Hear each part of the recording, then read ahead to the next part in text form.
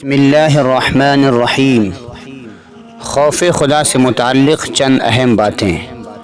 قرآن شریف کی آیات اور حضور اقدس صلی اللہ علیہ وسلم کی احادیث اور بزرگوں کے واقعات میں اللہ جل شانہ سے ڈرنے کے متعلق جتنا کچھ ذکر کیا گیا ہے اس کا احاطہ تو دشوار ہے، لیکن مختصر طور پر اتنا سمجھ لینا چاہیے کہ دین کے ہر کمال کا زینہ اللہ کا خوف ہے۔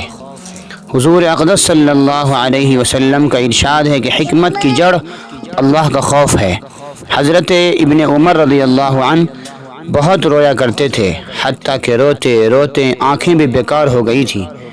کسی شخص نے ایک مرتبہ دیکھ لیا تو فرمانے لگے کہ میرے رونے پر تعجب کرتے ہو، اللہ کے خوف سے تو سورج روتا ہے۔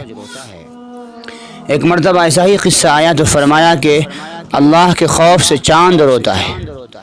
ایک نوجوان صحابی پر حضور صلی اللہ علیہ وسلم کا گزر ہوا، وہ پڑھ رہے تھے جب فَإِذَا انشَقَّتِ السَّمَاءُ فَكَانَتْ وَرْدَةً كَالدِّهَانِ پر پہنچے تو بدن کے بال کھڑے ہو گئے، روتے روتے دم گھٹنے لگا اور کہہ رہے تھے ہاں جس دن آسمان پھٹ جائیں گے، یعنی قیامت کے دن میرا کیا حال ہوگا، ہائے میری بربادی۔ حضور صلی اللہ علیہ وسلم نے ارشاد فرمایا کہ تمہاری اس رونے کی وجہ سے فرشتے بھی رونے لگے۔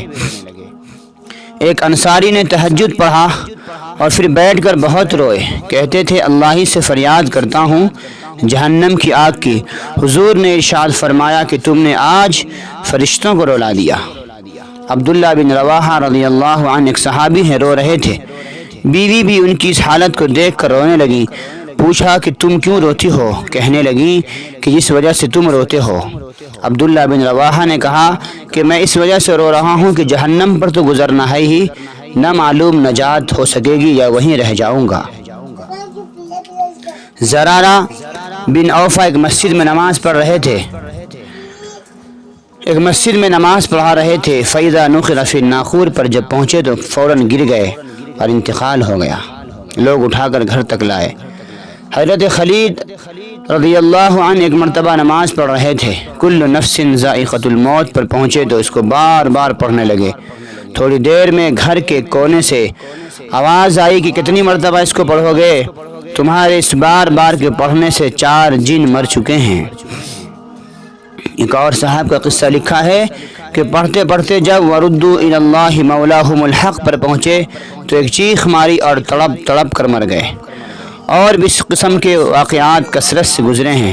حضرت فضیل رضی اللہ عنہ یہ مشہور بزرگ ہیں، کہتے ہیں کہ اللہ کا خوف ہر خیر کی طرف رہبری کرتا ہے۔ حضرت شبلی رحمۃ اللہ علیہ کے نام سے سبھی واقف ہیں۔ وہ کہتے ہیں کہ جب بھی میں اللہ سے ڈرا ہوں اس کی وجہ سے مجھ پر حکمت اور عبرت کا ایسا دروازہ کھلا ہے جو اس سے پہلے نہیں کھلا۔ حدیث میں آیا ہے کہ اللہ جل شانہ فرماتے ہیں میں اپنے بندے پر 2 خوف جمع نہیں کرتا اور 2 بے فکریاں نہیں دیتا۔ اگر دنیا میں مجھ سے بے فکر رہے تو قیامت میں ڈراتا ہوں، اور دنیا میں ڈرتا رہے تو آخرت میں بے فکری عطا کرتا ہوں۔ حضور صلی اللہ علیہ وسلم کا ارشاد ہے کہ جو اللہ سے ڈرتا ہے اس سے ہر چیز ڈرتی ہے، اور جو غیر اللہ سے ڈرتا ہے اس کو ہر چیز ڈراتی ہے۔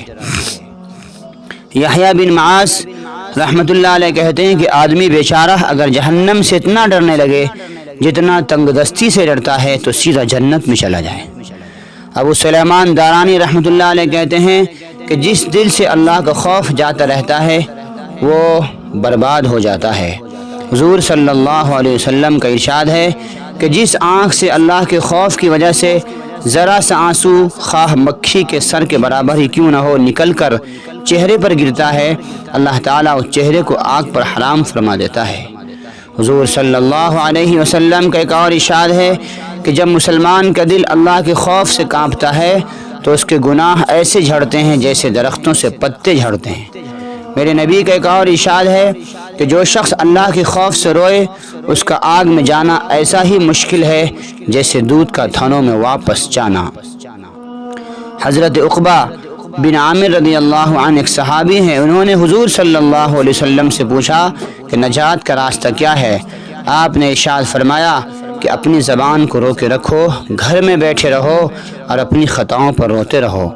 حضرت عائشہ رضی اللہ عنہا نے ایک مرتبہ دریافت کیا کہ آپ کی امت میں کوئی ایسا بھی ہے جو بے حساب کتاب جنت میں داخل ہو؟ حضور صلی اللہ علیہ وسلم نے فرمایا ہاں، جو اپنے گناہوں کو یاد کر کے روتا رہے۔ حضور کا ارشاد ہے اللہ کے نزدیک دو قطروں سے زیادہ کوئی قطرہ پسند نہیں، ایک آنسو کا قطرہ جو اللہ کے خوف سے نکلا ہو، دوسرا خون کا قطرہ جو اللہ کے راستے میں گرا ہو۔ ایک جگہ فرمایا قیامت کے دن 7 آدمی ایسے ہوں گے جن کو اللہ جل شانہ اپنا سایہ عطا فرمائیں گے۔ ایک وہ شخص جو تنہائی میں اللہ کو یاد کرے اور اس کی وجہ سے اس کی آنکھ سے آنسو بہنے لگے۔ حضرت ابوبکر صدیق رضی اللہ عنہ کا ارشاد ہے کہ جو رو سکتا ہو وہ روئے، اور جس کو رونا نہ آئے وہ رونے کی صورت ہی بنا لے۔